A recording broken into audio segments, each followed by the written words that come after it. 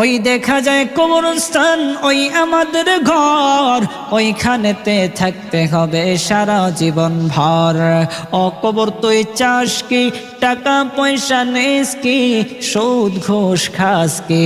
কবর বলে না, টাকা পয়সা নেই না, সুদ ঘুষ খাই না, মুমিন বান্দা পাই না।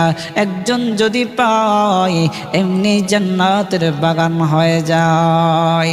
এই জন্য আল্লাহর নবী মুহাম্মদুর রাসূলুল্লাহ সাল্লাল্লাহু আলাইহি ওয়াসাল্লাম বলেন, ইন্নামাল কবরু রাউযাতুম মিন রিয়াদিল জান্নাহ আও হুফরাতুম মিন হুফারিন নার। নিশ্চয়ই কবর কার জন্য জান্নাত, নিশ্চয়ই কবরটা কারোর জন্য জাহান্নাম। আল্লাহর নবী বলেন, কেউ যদি দুনিয়ার জমিনে আল্লাহ তাআলার হুকুম এবং নবীর সুন্নাত তরিকা